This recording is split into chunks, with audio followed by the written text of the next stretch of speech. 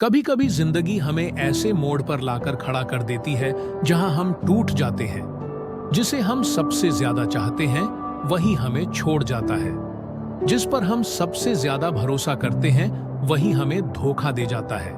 और उस वक्त हमारे पास दो रास्ते होते हैं, या तो हम उसी दर्द में डूबे रहें या फिर उस दर्द को अपनी ताकत बना लें। यह कहानी है एक ऐसे इंसान की जिसका दिल बुरी तरह टूटा, लेकिन उसने अपने आंसुओं को अपनी कमजोरी नहीं बनने दिया। उसने उसी दर्द को अपनी ताकत बना लिया और दुनिया को दिखा दिया कि असली जीत बदले में नहीं बल्कि खुद को बेहतर बनाने में होती है। तो तैयार हो जाइए एक ऐसी कहानी के लिए जो आपको सिखाएगी कि जब लोग आपको तोड़ने की कोशिश करें तो आप अपने टुकड़ों को जोड़कर एक नई और मजबूत शख्सियत बना सकते हैं। नमस्कार दोस्तों, स्वागत है आपका शोएब राजपूत यूट्यूब चैनल पर।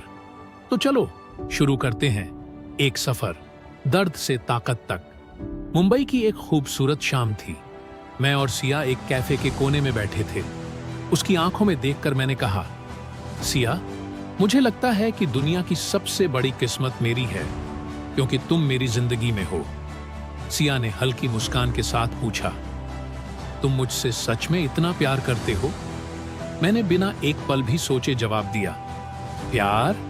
सिया, मैं अपनी जान भी दे सकता हूं तुम्हारे लिए। लेकिन तब मुझे क्या पता था कि जिसे मैं अपनी जिंदगी समझ रहा हूं वही मेरी जिंदगी तबाह करने वाली थी। कुछ हफ्तों बाद मैं सिया के घर के बाहर खड़ा था, हाथ में एक खूबसूरत अंगूठी लिए। मैं उसे सरप्राइज देना चाहता था, लेकिन जैसे ही मैं अंदर गया मेरी पूरी दुनिया उजड़ गई। सिया हंसते हुए बोली, अरे आरव, तुम यहां? तुम्हें नहीं पता कि कल मेरी शादी है? मुझे लगा जैसे किसी ने मेरे दिल में खंजर घोंप दिया हो। मैंने कांपते हुए पूछा, शादी? सिया, ये क्या मजाक है? उसने ठंडे लहजे में जवाब दिया, मुझे मजाक पसंद नहीं।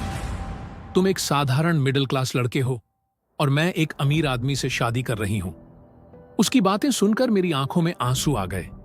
मैंने गुस्से और दर्द में कहा, तुमने मुझसे सिर्फ खेला है ना? तुम्हें कभी मुझसे प्यार था ही नहीं। सिया ने बेरुखी से हंसते हुए कहा, प्यार? आरव, प्यार सिर्फ कहानियों में होता है, असली दुनिया पैसे से चलती है।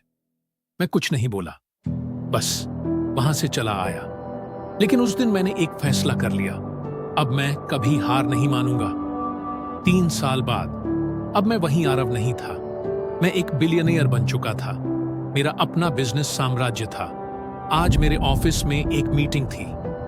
मैनेजर ने आकर बताया, सर, एक नई इन्वेस्टर आपसे मिलने आई है। उनका नाम सिया मल्होत्रा है। मैं 1 सेकंड के लिए रुका, लेकिन फिर हल्की मुस्कान के साथ कहा, उसे अंदर भेजो।